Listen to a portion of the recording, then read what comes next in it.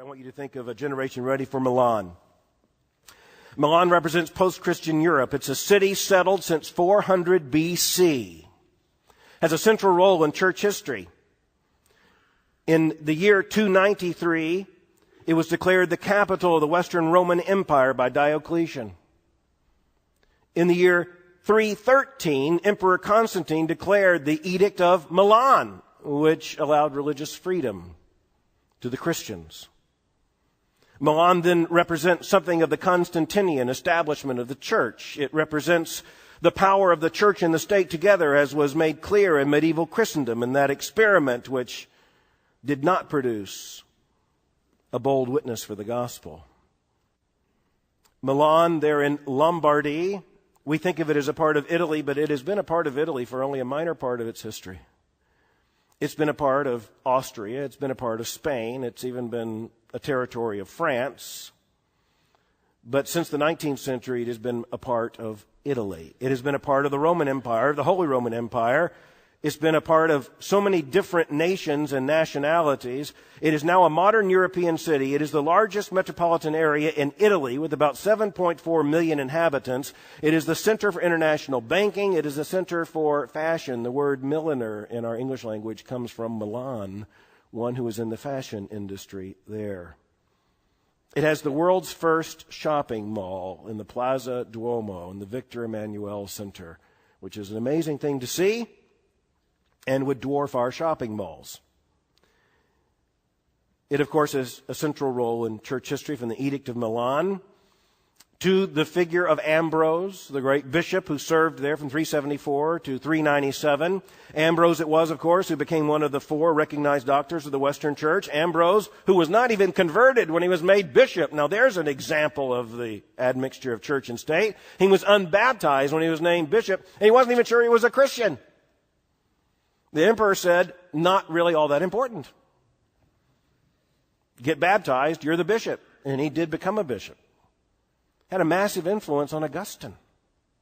Augustine will root his theological influence to the preaching heard in Milan by Ambrose. Milan had a central role in ancient and medieval church history, but it has now become a near-perfect symbol of post-Christian Europe. The late Bishop Leslie Newbigin had it exactly right. He said, we face an unprecedented challenge in this generation. It is not only the evangelization of nations never reached with the gospel, it is the reconversion of a continent that was once the vessel of the gospel. And as Newbigin understood, the reconversion of a continent that had once heard the gospel is in many ways a far greater challenge than taking the gospel where it has never been heard. Newbigin spoke of the impossibility of neutrality, and he said that the key issue and the key problem in post-Christian Europe is that it believes that it has created what is unprecedented in human history, and that is a neutral public space. But as Newbigin understood, there is no such thing as a neutral public space. It gets filled with something, and Newbigin warned long before others saw it that a resurgent Islam was the most likely competitor to historic Christianity to fill that void of a false neutrality. Milan represents the secularity of a post-Christian world. It represents a world in which the assumption is that Christianity has been tried and then abandoned. We need a generation ready for Milan. We need a generation ready to go and address the vast secular wasteland where hundreds of millions now live. I want to tell you one of my frustrations. You look at something like the World Christian Encyclopedia, you get out these different maps and encyclopedias, and they chart world religions, and they will paint Europe Christian. We can't be fooled for a moment. It is as if they're saying that's already a Christianized place. You can now go elsewhere with your gospel. The reality is that there are as many teeming millions of unreached persons in the continent of Europe today as in any other geographical comparative place in the world. And we desperately need a generation ready to go not only to Memphis and not only to Miami, but also to Milan.